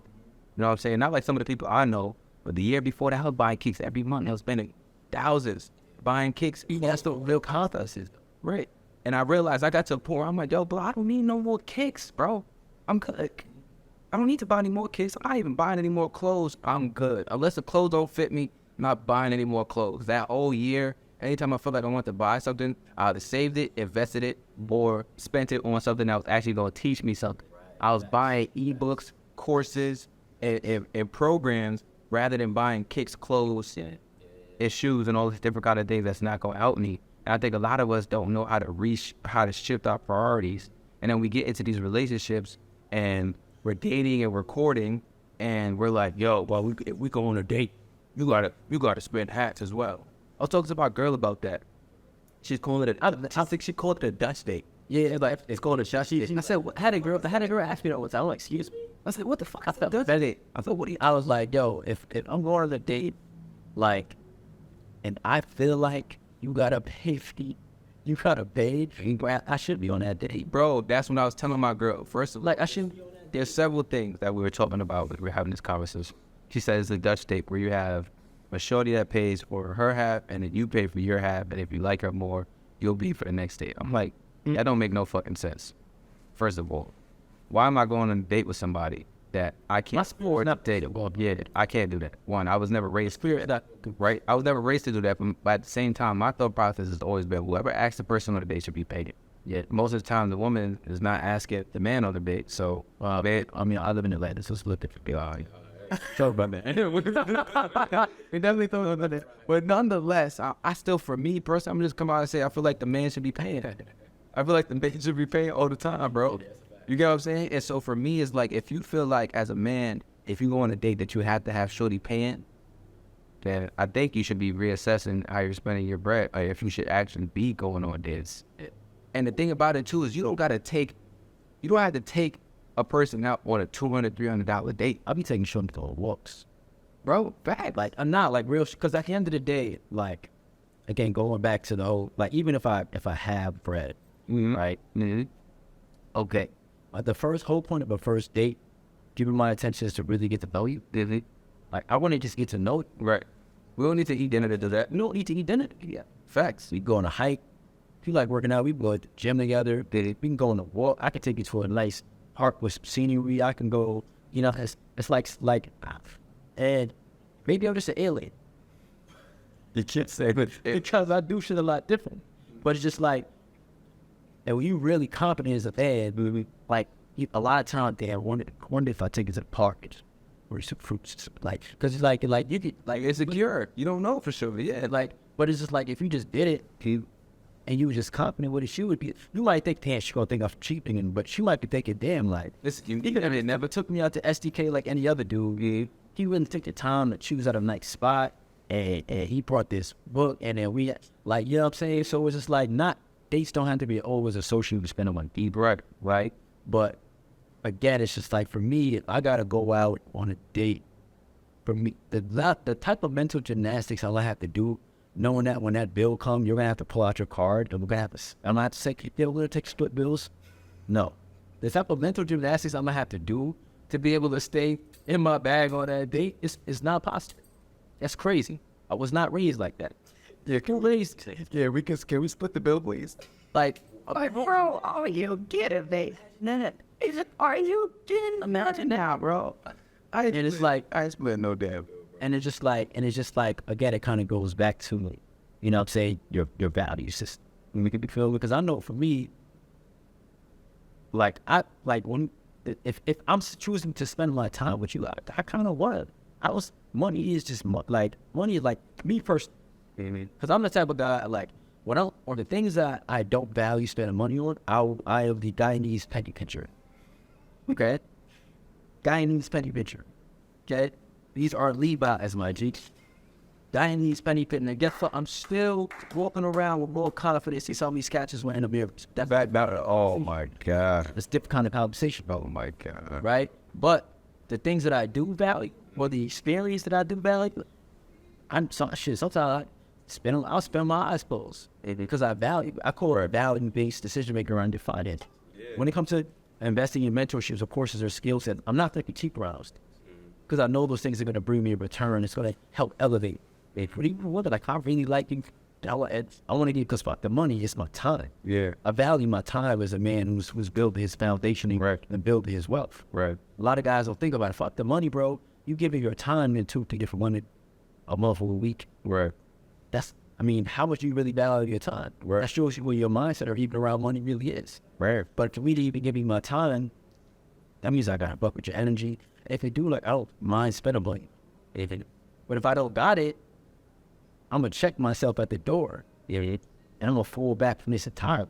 Because that means something is wrong with my current way of functioning and operate or character that I don't got it enough to take you today. Yeah. Man, you know what? I have a really radical. So we got to self-assess from the real level of logic. Because I think it was Anthony O'Neill that said this. I'm not going to fuck up my financial foundation for the wife that I'm destined to be with for just mad dates. We spent a lot of money dating. Yeah, I remember when I first moved to Atlanta, I didn't have business credit at the time. So I had one main card. But it was my Best Buy credit card, right? And that I'd use when I was on dates. Because we got the points and shit. And I remember I was going through it at the end of the year because I had to do all my journal entries for like help. Like, for whatever like business expenses I use, like I got to journal it and blah, blah, blah. I'm looking up like, damn, nigga, how many times you on Juicy Crab? Spent a band this year on Juicy Crab? Alone? Fuck. Right? But it's just like, the is expending, bro. That's one restaurant. Bro, if I can go back and report, I'm not going to do that. If I can pull the statements up right now, bro. If I type in Juicy Crab, 2020, I'm at Best Buy credit card. When I first went, that was all within a span of like 2.5 months, bro. Sus. You know what I'm saying? But like, it wasn't the fact of whether I had it or not at that time. It's just that date is expensive. You got to realize as a man, like, okay, well, is my financial situation set up for the expectations that I want to have, or the parameters that I want to have around it? Because it's not to say that if you don't make X amount of money, you don't deserve to be date. It's just like, well, let's be logical, and create expectations based on where you at. Right. You feel me? Right. My thing is, bro, like, for me, I've never been the guy that's like, I'm going to take you on a date and then have you pay. I just can't understand. That's why I just can't understand the style of ours. And Goal is right there. And what I was really thinking about is the fact that, like, I really think, you let me know if I'm bugging or not, bro. I really think if you have time to entertain a bunch of different people, you're not putting enough time into yourself. Definitely not bugging. I don't know a single cat that's really dialed in, that really focused, that has time to entertain both people. Yo, bro, facts. That's building something that's really dialed in. Nah, Because when you really think about it, all of that time that you're spending entertaining all the different people is time that you could spend investing in yourself and your business or your life in general, right? You don't even have to be an entrepreneur to Look, Marty's course, I took Marty's real course. Shit cost $97 in Real's masterclass. I'm gonna make thousands of dollars for the game that I got from that, but the masterclass cleaning, quiet. I could have chose to spend that $97 at STK on that land on a Thursday night. You feel me? Yeah. It's about what you prioritize, bro. But would you prioritize? Bro, I'm telling you. And then if we go even further, the time that you prioritize and actually listening to the content, because that's another You investment. gotta study. Like, a lot of guys don't understand it. They're not the country. Nah, go ahead. It's game of growth. You gotta study. Like, people think entrepreneur, like, especially as an entrepreneur, you gotta study. You gotta just continuously be studying the craft. You gotta elevate the way that you operate and your principles, and that comes from really putting in the work and being very, very diligent. Yeah. You know what I'm saying? Yeah. Like, I remember when I was growing up, my grandma, if I asked her for like what a word meant, then she would black on me. But like, yo, what is it? An encyclopedia? Go downstairs and figure out what the hell a leopard is. Remember, it's not a leopard. How do you spell leopard? It's a dictionary. What's a leopard? Go to the encyclopedia. And both. I used to hate it. Like, why would I do that? I'm not going to ask you. Right. But what it taught me is the amount of diligence behind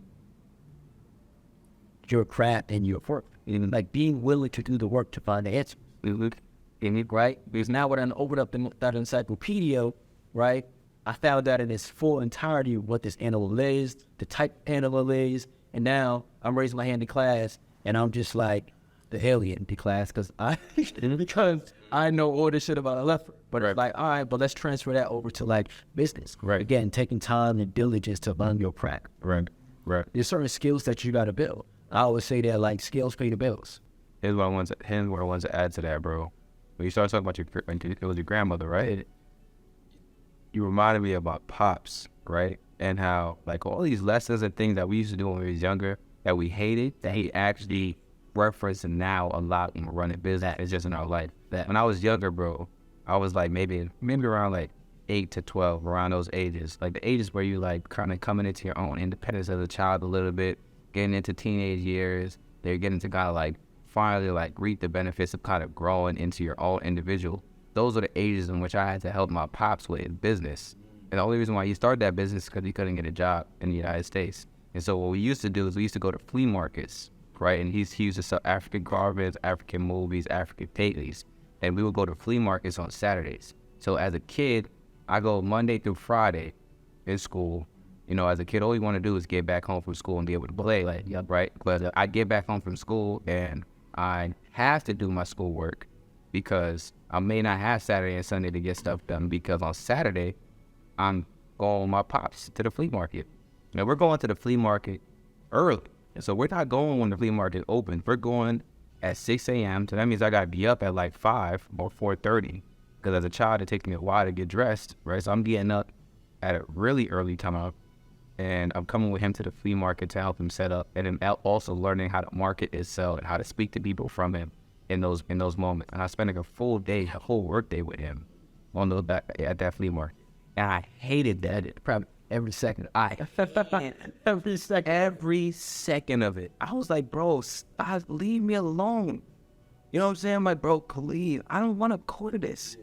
Like, I hate this. I'm waking up so early. None of my friends have to do this. Nothing sick, fake throw up in the morning. You know what I'm saying? I'm not even going to do that because I know I couldn't do that. You know what I'm saying? Like, so for me, it was like, okay, I'm going to go and do this. And it is what it is. I don't care. I'm just going to do it. And bro, what I realized is that taught me work ethic. Yeah. That taught me how to run a business. That taught me how to market, how to sell. That taught me what it takes when you're doing something from the ground up. And now I use all of those skill level of diligence. You get what I'm saying? There's a certain level of diligence. You get what I'm saying? Like I use all of those skills when it comes to express yourself black man. And if it wasn't for my pops in those early ages, I wouldn't have known what it took to actually run a business the right way, even though his business was a quote unquote failure. You get what I'm saying? So I learned from the failures of my pops. Like I get that experience in that situation of like going through flea markets, going through the process of like getting carvings and figuring out how to sell them and what profit margin you want to sell them at and how to discount when you're talking to customers and which venues you want to go to that'll actually get you a certain profit, what you want to sell at certain venues because you know you're going to have a different audience. You know what I'm saying? What it looks like to actually spend time at a festival that's in a different state, what you want to take with you, how you want to set the table up. All of these different things I'm learning while I'm with my pops. And all of these things are things in which I use with Express Yourself Black Man today, bro. And I don't think we take those lessons from our elders. And a lot of times when I sit with my elders, I shut up, bro. I shut up and I listen. Because even though they're not on social media and they're not marketed to a bunch of different people, they have knowledge and wisdom that I haven't been able to squeeze out of them yet. And so what I do is I ask a question and I just shut up. And I give a little certain responses to get more information out, and I just shut up. Isn't it crazy how you value the things that they say just more As you get older, yeah, bro. was it? But like, I mean, I remember my grandma, she used to order.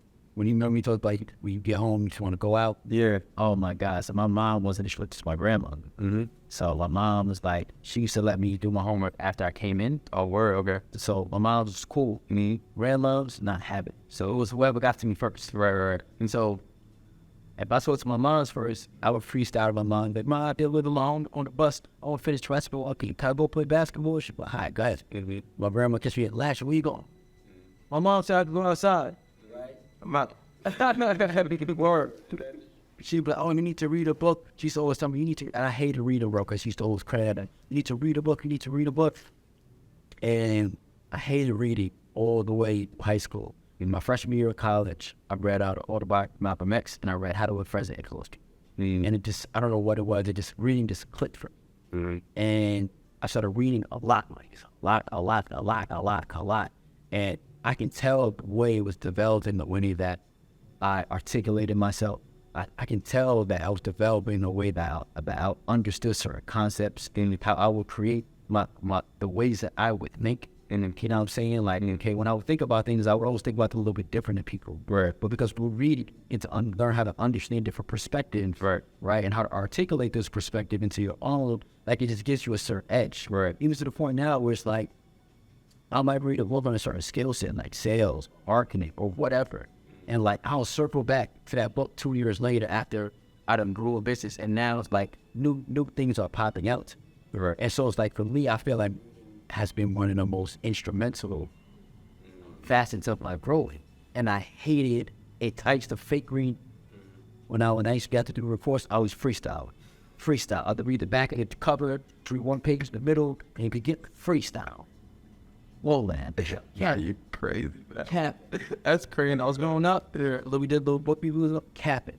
Yeah. All the way. But it's just like, it's crazy how it ended up being something that college I just picked up on my own, and I just started getting into it so heavy.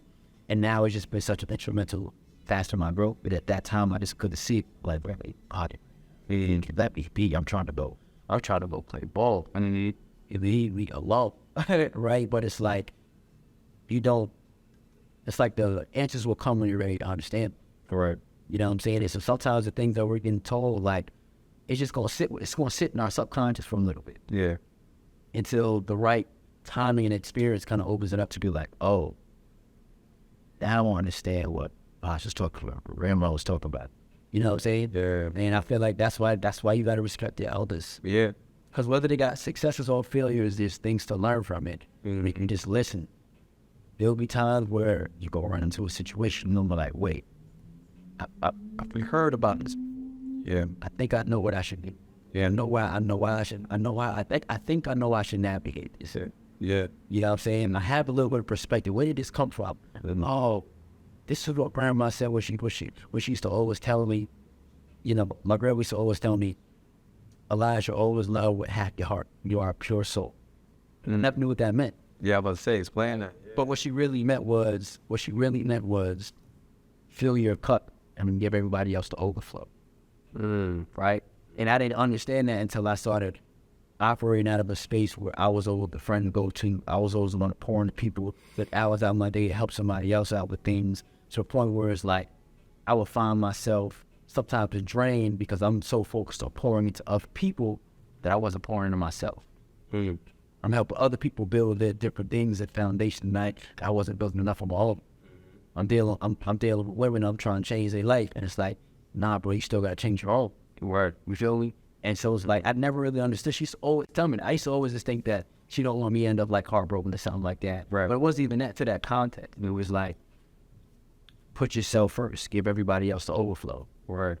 Like I read that in the Yoga Sutras, but it's the moment that clicked, I remember what my grandma said. Right. It was like, they were just the universe's way. It was God's two different ways of telling me it. Brain thinking to learn to Provided you. You feel what I'm saying? Yeah, you got that elderly wisdom already. That elderly wisdom. See, Man, what I think about when I hear you say that is I think about the conversation around providing as a man. And what I always tell them, but it's a lot. yeah, right? What I always tell men is that providing starts with you. Yep. Right? It starts with you first. You got to fill your cup first. Like you said, let that overflow fill everybody else's. I think a lot of times we get so concerned about making sure that we're providing for everybody else that we don't know how to provide for ourselves, and we haven't even stopped to think about what our own needs are. It's situational. Yep. And then that leads to resentment, that leads to burnout, that leads to depression, anxiety, all of these different things that we deal with as a result of us not prioritizing our own needs. Because we've trained ourselves to believe, or society, whoever you want to say it, right? We are trained to believe that our needs don't matter. So much so to the point that we actually believe it. And we actually act out in that way. Whereas like, nah, man, I'm gonna just make sure my bro good, make sure the kids good, I'll be straight. But like, bro, I mean, I get it. You have a family and they do come first in some situations. But at the same time, bro, how you gonna put them first when you haven't put yourself first yet? How you gonna take care of them when you haven't taken care of you? So man. Well, because taking care of you is it forces men to embody most of the things that they've been avoiding of their whole life. Their self-esteem, their confidence, their self-concept, their relationship with themselves. People who take care of themselves, they're just conscious of their work. That's it. Right. Like I tell guys all the time, like, yo, at the end of the day, if you worked out, you know what I'm saying? It's because when it comes to your body, you're just conscious of your body in a certain way. You know what I'm saying? And so I feel like when we so talk about this aspect, but take care of ourselves, like a lot of men get themselves a badge on themselves into the ground. Yo, for that, Like, in there.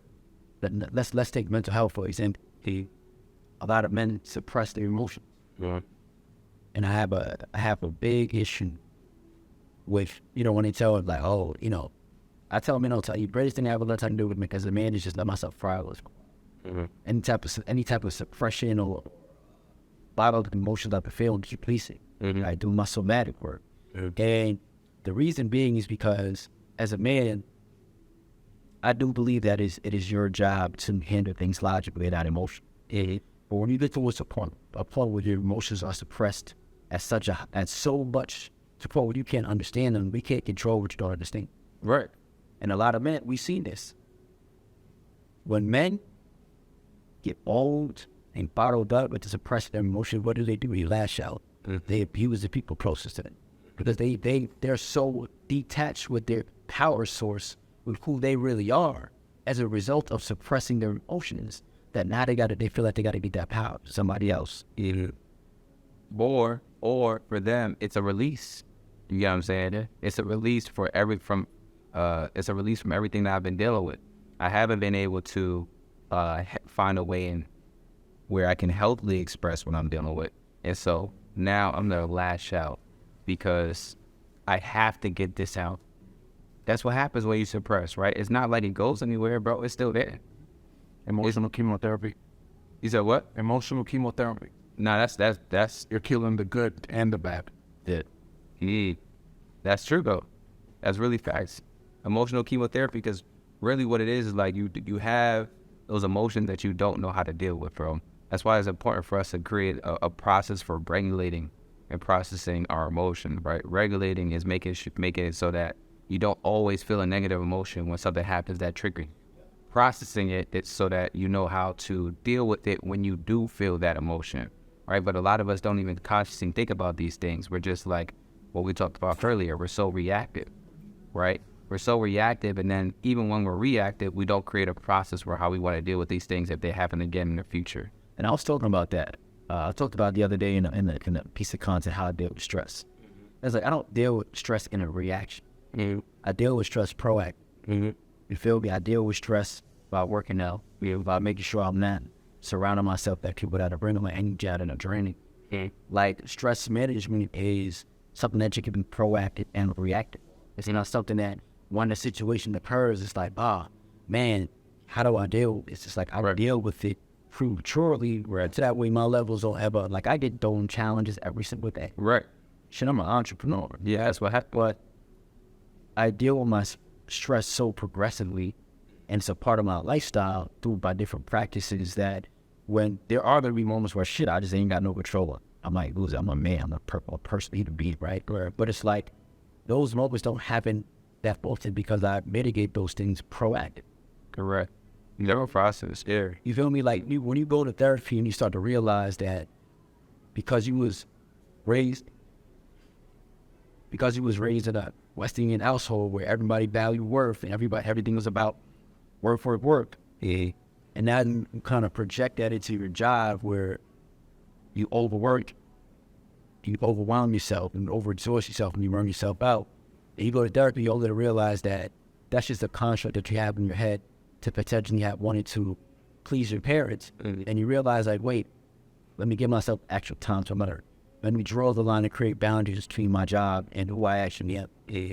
Now, proactively mitigating a lot of the different things that occur with having an identity where you are in your work. Right. You can't be present with nothing else. You are avoiding all other aspects in your life. Work is not good. Right. This is not good. Right. For if you just overwork yourself to death. Right. You don't take care of yourself. Right. Or you say, I ain't got time to go to therapy. Why? Yeah, why not, bro? Why not? That's a lie.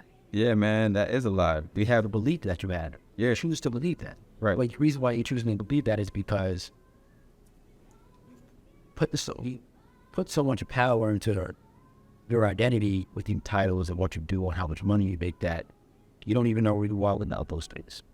That's when you hold on to. This is a lot of the things that I talk about on my platform.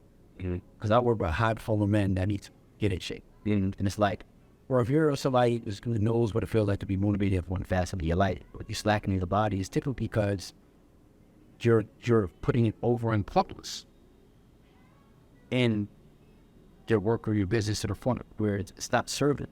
Right. It's actually it's bringing you down. Right. You're not realizing it because what has worked for you in one period of life won't work for you this next period. And now you gotta switch up your mindset and develop a different level of systems in a way that you operate, so that way you don't hit rock bottom. Right. A lot of men don't even realize that they're at rock bottom. You know what I'm saying? Like a lot of men don't even realize that because the things that we place a significant importance on, we feel like, okay, if I'm doing that, then I'm good. Like if I have a lot of money, then I must be good. But you don't feel good, bro. You know what I'm saying? Time. Yeah. You could tell somebody got money in If you, what's out. and you know what I was saying earlier too? We was having this conversation.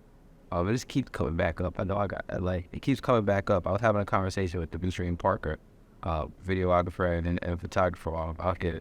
And we were talking, was really early in the morning, we were talking about our value system as men and how we place a significant amount of importance on getting money, right? And when I tell people like to combat that is, you have all the money in the world, it don't matter if you're not straight internally, if you're not straight mentally.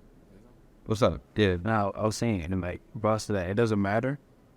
So I'm a Christian, so I'm gonna say, Speak up, bro. I'm gonna say, all right, so it doesn't matter what God gives you.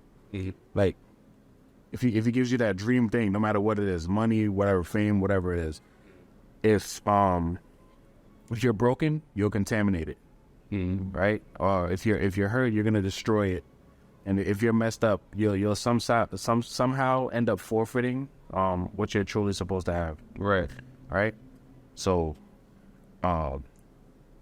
as far as like relationships that you were talking about earlier, I feel like About health, mental health, everything kind of whole relationship with yourself. yeah. So feel me? So I've realized a lot of relationship problems are usually singleness problems. Right? I mean, but Like if you're not right, like if you're not right within yourself, you're gonna end up, That's true. yeah, you're gonna end up. Yeah. No, that's a fact, bro. Like literally, bro. What we're talking about, like, we were talking about money, and what I realized is like I can tell when somebody hasn't had money before when I tell them, like, yo, you having money is not going to change your mental situation. So it's only going to magnify it. Right. Don't get me wrong. Some people are in a situation where all they need is just an influx of cash. That's true. You know what I'm saying? All they need is an influx of cash and things will be better. But at the same time, there's a lot of different men that really think all I need to do is get money and everything will change for me. And I'm like, bro, I can tell you never had money before because that's not how this works. You know what I'm saying? Like, I think money solves money problems. right. With it. Yeah, like, because I think there are, because it kind of building back when we was talking about before. I do think that as a man, it's easier to be present with solving the other challenges in your life when you are financially savvy. Right? Because at the end of the day, going on a resource, you're not doing a fleeting table. It's just like the word of wisdom about it. Yeah, fact. Right? That's true. I do think that, right? So that is important to understand. There are content to this conversation. I think at the same time, when you're in a level where it's not about survival and it's just about like I'm just not happy with where I'm at right now, and I don't more money, and you're putting that in the forefront of everything. I think that's a mindset where, like, you're replacing it. I personally feel like your money multiplies with your character and your skill set. With your character and your skill set, right? And so, And your mentality. and yeah, exact beliefs, mentality, everything, correct.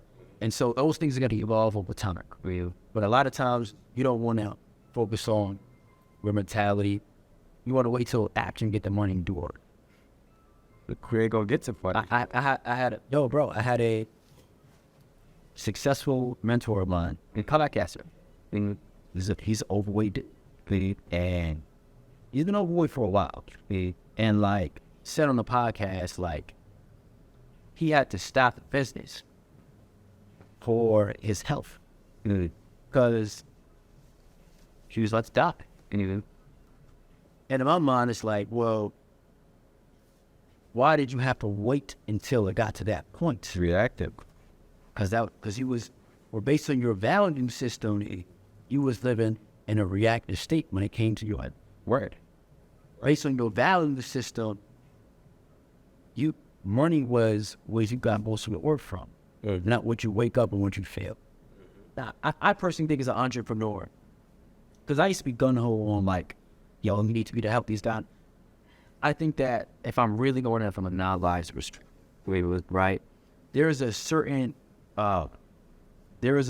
period of like the business when we're younger where I think that you can in a way not be as involved as your health as a result of just like grinding. Like I call it like the first album days, like the startup days. Like I was working like 20-hour days when I was working on startup.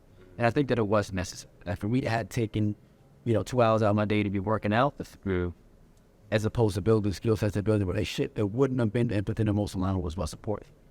The problem is that most people turn that into 10 years, 15 years, a lifestyle. Because most people don't have the self-awareness to shift their parameters. Right. Because I always say, listen, as you grow through, as you evolve to different periods in your life as a man, your situations change, the values change, and what you operate got to change. Right? So a lot of guys, when they're in growth mode, I get it, bro. Like, you don't got 10 hours a week to spare to be in the gym. I would. Because I know that if I go to the gym, I'll feel better for it. Right. That's based on my values. Right. But I can't project that on other men, because at the end of the day, however, when you get succeed is however you succeed. Right? Like you said, like when you are locked in on work, you don't feel like I'll leave. Yeah. Like, because I'm locked in on the mental work. I don't want to start doing physical work, but I digest the food. Right. But I say that to say, you gotta have that. You got awareness step. Right. Like you gotta have those stop loss points where it's like, yo, okay, it's like credit cards. Don't wait until your card, you got $1,000 limit. Don't wait till at $999 to pay the bill. Keep the shit at 30%, my G. Keep this shit at 30%. But a lot of us, we want to max out and then go into collections in our mental health. You in collections in the Department of Mental Health, you in collections. In the Department of Physical Health, you in collections. In the Department of your relationships and your emotional health, you in collections. in the department of your relationship with God, you in collections. Why? Because, and some of those things I don't feel like you should ever will say. But why? Because you was put an overimportance on something so hard that you just was avoiding of all those other aspects of like work. And it turned that avoidance into a lifestyle, into a habitual thing, and now you in collections. All right, y'all see I'm in a suit. I am never in a suit, but today is a special day. We just signed a contract with 2 Black organizations. They're gonna offer therapy and medical care to Safe Haven and the Express Yourself Black Man platform. We're partnering with both Whole Brother Mission and the Healthcare Plug. I'm gonna have Malik, the CEO of Whole Brother Mission, and Simone from the Healthcare Plug explain exactly what that partnership means. I'm Malik Blade, CEO of the Whole Brother Mission. We are a nonprofit offering mental health services to Black men nationwide.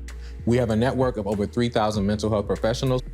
We're offering exclusive low price for therapy to members of Safe Haven and free group therapy. All you need to do is join the low-cost therapy group. And there's more. We're not just focused on your mental health, we're focused on creating a space for holistic healing. So I'm about to pass it over to Simone so she can tell you how the Healthcare Plug is doing that. Hey, I'm Simone Kenya, CEO of the Healthcare Plug, the nation's first medical concierge service for Black and Brown communities. Our goal is to increase the access that marginalized groups have to the highest healthcare quality possible.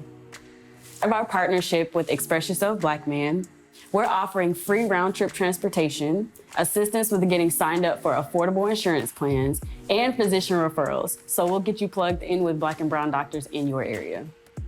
All you have to do is sign up for Safe Haven and join the Medical Concierge Group. Safe Haven is the only platform where Black men can get access to a support network of other Black men that can relate to exactly what they're going through. And on top of that, they get access to low-cost therapy, the free medical concierge service, free group therapy, and a personal finance group with information on how you can take your situation financially to the next level. So at this point, why are you not in Safe Haven? So if you're ready to start taking your healing and your life seriously into the next level, join Safe Haven. The link is in my bio.